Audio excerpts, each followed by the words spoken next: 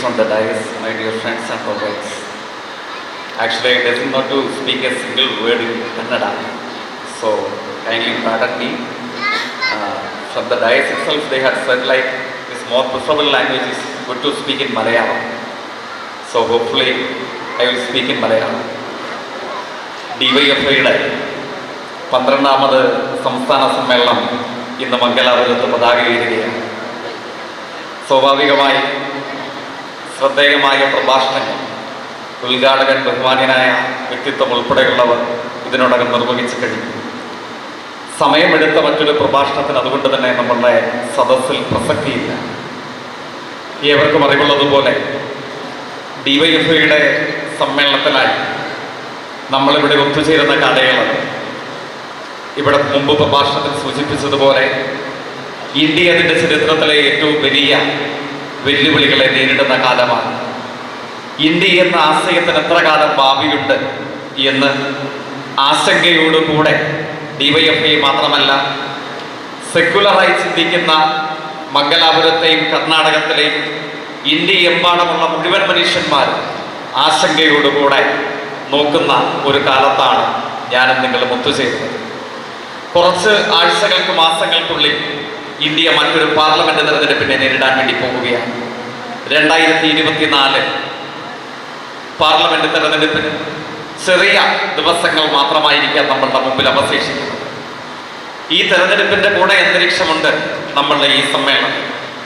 തെരഞ്ഞെടുപ്പ് സംബന്ധമായിട്ട് ഇന്ത്യയിൽ ഒരൊറ്റ ചുവരെഴുത്തേ ഉയരുന്നുള്ളൂ.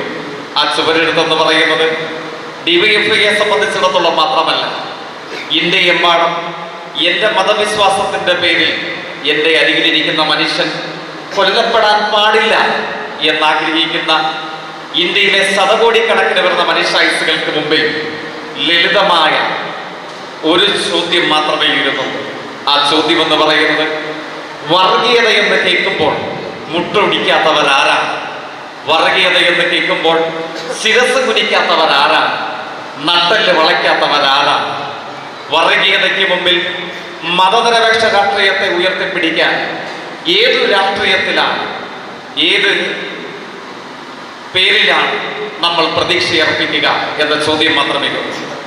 DYFI ഉയർത്തുന്ന ആശയത്തെ സംബന്ധിച്ച് ഈ കാലയളവ് പലരും പരിഹാസത്തോടുകൂടെ ചോദിക്കാറുണ്ട്, നിങ്ങൾക്ക് ഇന്ത്യയിൽ വളരെ കുറച്ച് സ്ഥലങ്ങളിൽ മാത്രമല്ലേ സ്വാധീനമുള്ളൂ? വേണമെങ്കിൽ കേരളം, അല്ലെങ്കിൽ ത്രിപുര, അല്ലെങ്കിൽ പശ്ചിമ ബംഗാൾ, ഈ സ്ഥലങ്ങൾക്കപ്പുറം DYFIക്ക് എന്താണ് പ്രസക്തി? What is the relevance for DYFI in India എന്ന ചോദ്യം ഉയർന്നു വരാറുണ്ട്. പ്രത്യേകത എന്താണ്? പാർലമെന്ററി തെരഞ്ഞെടുപ്പിൽ ഏതാനും ചില സീറ്റുകളുടെ സാന്നിധ്യത്തിനപ്പുറം ഇടതുപക്ഷ രാഷ്ട്രീയത്തിന് DYFI ഉയർത്തുന്ന ആശയധാരയ്ക്ക് എന്തു പ്രസക്തി എന്ന് പരിഹാസത്തോടുകൂടെ പലരും ചോദിക്കുന്നുണ്ട്. ഞാൻ മറ്റു ഉദാഹരണങ്ങളിലേക്ക് നീങ്ങുന്നില്ല. ആദരണീയനായ ജഡ്ജി പദവി അലങ്കരിച്ച വ്യക്തിത്വം കൂടെയായിരുന്നു നമ്മളുടെ ഉദ്ഘാടകൻ.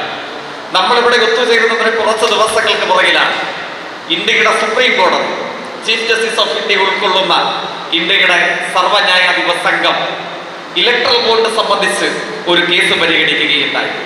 ഇന്നയോളമുള്ള ഇന്ത്യ ചരിത്രത്തിൽ ലീഗലൈസ്ഡ് കറപ്ഷന് ഇന്ത്യ സാക്ഷ്യം പിടിച്ചൊരു കാലമാണ് നമ്മുടെ. ലീഗലൈസ്ഡ് കറപ്ഷൻ എന്ന് പറഞ്ഞാൽ ക്രമവൽക്കരിക്കപ്പെട്ട അഴിമതി, നിയമവിധേയമാക്കപ്പെടുന്ന അഴിമതി. ഇന്ത്യയിലെ കോർപ്പറേറ്റുകളിൽ നിന്ന് നൂറുകണക്കിന് കോടി രൂപ ഒരു കണക്കും കൂടാതെ, ഒരു നികുതി അളവും കൂടാതെ ഏത് വിധേനയും തെറ്റായ മാർഗത്തിലൂടെ സ്വീകരിച്ച തുക വെളുപ്പിച്ചു കൊടുക്കുന്ന അഴിമതിയുടെ ചുരുക്കപ്പേരാണ് ഇലക്ട്രൽ ബോണ്ട് എന്ന് പറയുന്നത്. 1506 കോടി രൂപയാണ് BJP ഇലക്ട്രൽ ബോണ്ട് മുഖാന്തരം പറ്റിയത്. കോൺഗ്രസ് പറ്റിയത് 608 കോടി രൂപയ്ക്ക് മുകളിലാണ്. ഇന്ത്യൻ സുപ്രീം കോടതിയുടെ വിധിന്യായ പ്രകാരം വരുന്ന മാർച്ച് മാസം 13 എത്ര കോടി ഏതൊക്കെ ഇന്ത്യയിലെ രാഷ്ട്രീയ പ്രസ്ഥാനങ്ങൾ പറ്റി എന്നതിന്റെ കണക്ക് ഇന്ത്യക്ക് മുമ്പിൽ സമർപ്പിക്കപ്പെടാൻ വേണ്ടി പോകുകയാണ്. പ്രത്യേകത എന്താണ്? ഏതാണ്ട് BJPയും കോൺഗ്രസും മുതൽ ഇന്ത്യയിലെ 20-28 രാഷ്ട്രീയ പാർട്ടികൾ ഇലക്ട്രൽ ബോണ്ട് പറ്റിയവരായി നമ്മളുടെ മുമ്പിലുണ്ട്. പല വൻകിട കോർപ്പറേറ്റുകളിൽ നിന്ന് തെറ്റായ മാർഗത്തിലൂടെ സ്വീകരിച്ച പണമാണ് ഇലക്ട്രൽ ബോണ്ടായി ഇന്ത്യയിലെ ചെറുതും വലുതുമായ എല്ലാ രാഷ്ട്രീയ പാർട്ടികളും മാറ്റിയത്. അതിനെതിരെ സമർപ്പിക്കപ്പെട്ട ഹർജി പരിഗണിക്കവേ ഇന്ത്യയുടെ chief justice of India DY Chandrachud അദ്ദേഹം ഹർജി സമർപ്പിക്കവേ ആ ഹർജി സമർപ്പിച്ച അഭിഭാഷകനായ ഷാദൻ ഫറാസത്തിനോട് ഒരു ചോദ്യം ചോദിക്കുന്നുണ്ട്. Are you not ashamed to come here? നിങ്ങൾക്ക് ഇവിടെ വന്നിരിക്കാൻ നാണമില്ലേ? എന്തുകൊണ്ടാണ്? നിങ്ങളും ഒരു രാഷ്ട്രീയ പാർട്ടിയെ പ്രതിദാനം ചെയ്താണ് ഇവിടെ വരുന്നത്. നിങ്ങൾ ഇലക്ട്രൽ ബോണ്ട് പറ്റിയിട്ട് ഇലക്ട്രൽ ബോണ്ടിനെതിരെയുള്ള കേസ് വാദിക്കാൻ ഇന്ത്യൻ സുപ്രീം കോടതിയുടെ മുമ്പിൽ വരാൻ നിങ്ങൾക്ക് എങ്ങനെ ധൈര്യം ലഭിച്ചു എന്ന് ചോദിക്കുന്നുണ്ട്. ഇലക്ട്രൽ ബോണ്ടിനെതിരെയുള്ള ഹർജിയിൽ ഇന്ത്യൻ സുപ്രീം കോടതിയിൽ വാദം ഉന്നയിക്കാൻ വന്ന അഡ്വക്കേറ്റ് ഷാദൻ ഫറാസത്ത് അഭിമാനത്തോടുകൂടെ പറയുന്നുണ്ട്, ഇലക്ട്രൽ ബോണ്ട് സ്വീകരിക്കണമെങ്കിൽ സ്റ്റേറ്റ് ബാങ്ക് ഓഫ് ഇന്ത്യയിൽ നിങ്ങൾക്കൊരു അക്കൗണ്ട് തുടങ്ങണം. ഇലക്ട്രൽ ബോണ്ട് സ്വീകരിക്കാൻ SBI അക്കൗണ്ട് തുടങ്ങിയിട്ടില്ലാത്ത ഇന്ത്യയിലെ ഒരൊറ്റ രാഷ്ട്രീയ പാർട്ടിയുള്ളൂ. ആ രാഷ്ട്രീയ പാർട്ടിയെ പ്രതിദാനം ചെയ്തിട്ടാണ് ഞാൻ സുപ്രീം കോടതിയിൽ വന്നു നിൽക്കുന്നത്. ഇന്ത്യയുടെ ചീഫ് ജസ്റ്റിസ് ഓഫ് ഇന്ത്യ അത്ഭുതത്തോടുകൂടെ നോക്കുമ്പോൾ ഷാദൻ ഫറാസത്ത് പറയുന്നുണ്ട്, SBIയിൽ ഇലക്ട്രൽ ബോണ്ട് സ്വീകരിക്കാൻ അക്കൗണ്ട് തുടങ്ങിയിട്ടില്ലാത്ത ഒരു നയാ പൈസ ഇലക്ട്രൽ ബോണ്ട് എന്ന അഴിമതി പണം സ്വീകരിച്ചിട്ടില്ലാത്ത ഇന്ത്യയിലെ രാഷ്ട്രീയ പ്രസ്ഥാനത്തിന്റെ പേരാണ് ഇന്ത്യയിലെ ഇടതുപക്ഷ ജനാധിപത്യ മുന്നണി അഥവാ ഇന്ത്യയിലെ ലെഫ്റ്റ്. DYFI ഉയർത്തുന്ന രാഷ്ട്രീയ ആശയധാര ആ ആശയധാരയാണ്. നിങ്ങൾ കാണും, ഇന്ത്യയിൽ എത്ര രാഷ്ട്രീയ പ്രസ്ഥാനങ്ങൾ ഇലക്ട്രൽ ബോണ്ടിന്റെ അഴിമതി പണം പങ്കുപറ്റാൻ മത്സരിച്ചു. പക്ഷെ ഇന്ത്യയിലെ ഇടതുപക്ഷം അതിൽ പെടാത്തവരായിരുന്നു. ഇന്ത്യ കണ്ട ഏറ്റവും വലിയ കൊടിയ അഴിമതിക്ക് സുപ്രീം കോടതി ഉപയോഗിച്ചുകൊണ്ടുള്ള, സുപ്രീം കോടതിയെ ഒരു പൊളിറ്റിക്കൽ വെപ്പണായി വികസിപ്പിച്ചുകൊണ്ടുള്ള സമരായുധമായി മാറ്റിയപ്പോൾ അതിന് അവസാനമിടാൻ ഇന്ത്യയിൽ ഇടതുപക്ഷം സ്വീകരിച്ച സമരം വരെ കഴിഞ്ഞു. മറ്റൊരു സന്ദർഭം ഇവിടെ ചർച്ച ചെയ്തതാണ്. ജനുവരി മാസം 22 ഇന്ത്യൻ പ്രധാനമന്ത്രിയും UP മുഖ്യമന്ത്രിയും UP ഗവർണറും ചേർന്ന് ക്ഷേത്രത്തിന്റെ പ്രതിഷ്ഠാപന ചടങ്ങിൽ പങ്കെടുക്കും. ആ പ്രതിഷ്ഠാപന ചടങ്ങിലേക്കുള്ള ക്ഷണക്കത്ത് ഇന്ത്യയിലെ എല്ലാ ദേശീയ പാർട്ടികൾക്കും ലഭിച്ചു. സ്വാഭാവികമായി കോൺഗ്രസിനും പിന്നീട് ഇടതുപക്ഷത്തിന്റെ മുഖമായി ഇന്ത്യയിൽ പ്രവർത്തിക്കുന്ന CPIM-നും പിന്നീട് ആം ആദ്മി പാർട്ടിക്കും ഒക്കെ ലഭിച്ചു. ഈ ചുരുക്കം വരുന്ന പാർട്ടികൾ മാത്രമാണ് ഇന്ന് ഇന്ത്യയിൽ നാഷണൽ പാർട്ടി സ്റ്റാറ്റസ് അവകാശപ്പെടാൻ കഴിയുന്ന പ്രസ്ഥാനങ്ങൾ.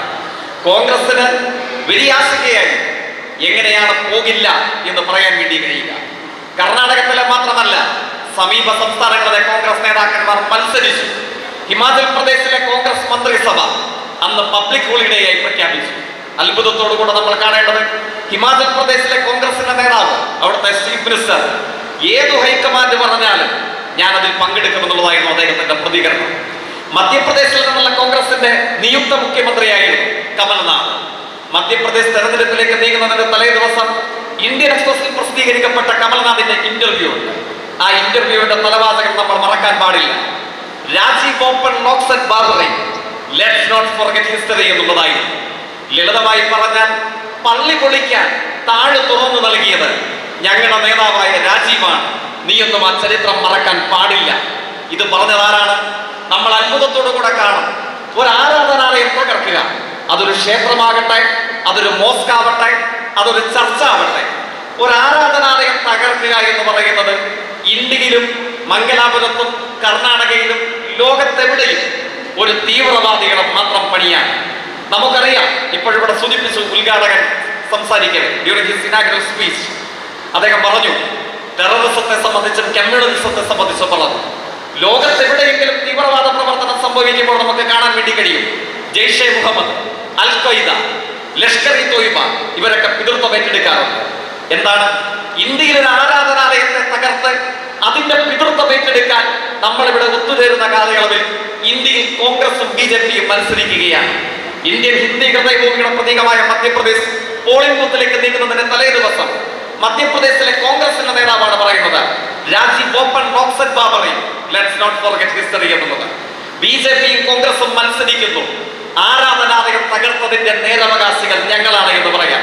നിങ്ങൾക്കാണ് ഇന്ത്യയിൽ നേർത്തതെന്ന് ഇല്ലാതാകുന്നു എന്ന് പരിഹാസത്തോടുകൂടെ കേൾക്കേണ്ടവരുടെ DYFI ഉയർത്തുന്ന രാഷ്ട്രീയം. ആ രാഷ്ട്രീയം എന്തു തീരുമാനിച്ചു? ക്ഷണക്കത്ത് കിട്ടി 24 മണിക്കൂർ തികയുന്നതിന് മുമ്പ് അഭിമാനത്തോടുകൂടെ എന്ന് വെച്ചാൽ, ആദരണീയനായ രവീന്ദ്രനാഥ് ടാഗോർ അദ്ദേഹത്തിന്റെ പ്രസിദ്ധിയാർജിച്ച കവിതയിൽ പറയുന്നുണ്ട്, where the mind is without fear and the head held high. നിർഭയമായ മനസ്സോടുകൂടെ, ഉന്നതമായ ശിരസ്സോടുകൂടെ ഞങ്ങൾ ആ മണ്ണിലേക്കില്ല എന്ന് ഇന്ത്യയിൽ ആദ്യം വിളിച്ചു പറഞ്ഞ രാഷ്ട്രീയ പ്രസ്ഥാനത്തിന്റെ പേര് നമ്മളുടെ രാഷ്ട്രീയമാണ്. ഇന്ത്യയിൽ ഇടതുപക്ഷ രാഷ്ട്രീയമാണ്. ആ നിലപാടിന്റെ പിന്നാലെ ഇന്ത്യ മുന്നണിയിലെ എല്ലാ കക്ഷികൾക്കും വരേണ്ടതായി വന്നു. ഞാൻ അവസാനിപ്പിക്കുന്നു. ഈ തരത്തിൽ ഇന്ത്യക്ക് മുമ്പിൽ വർഗീയത എന്ന വലിയ വിപത്തിന്റെ മുമ്പിൽ ശിരസ് കുനിയാതെ, നട്ടെല്ല് വളയാതെ, മതനിരപേക്ഷ രാഷ്ട്രീയത്തിന്റെ പതാക ഉയർത്തിപ്പിടിച്ച് ഇനിയും ഇന്ത്യയെ നമുക്ക് ബഹുദൂരം നയിക്കേണ്ടതായിട്ടുണ്ട്. ആ വലിയ സമരങ്ങൾക്ക് ഈ സംസ്ഥാന സമ്മേളനം രൂപവും ഭാവവും നൽകട്ടെ എന്ന് മാത്രം ആശംസിച്ചുകൊണ്ട് മുഴുവൻ ആളുകളെയും രാജ്യത്തെ യുവജന പ്രസ്ഥാനത്തിന് വേണ്ടി നിറഞ്ഞ സ്നേഹത്തോടുകൂടെ അഭിവാദ്യം ചെയ്തുകൊണ്ട് അവസാനിപ്പിക്കുന്നു. അഭിവാദ്യം.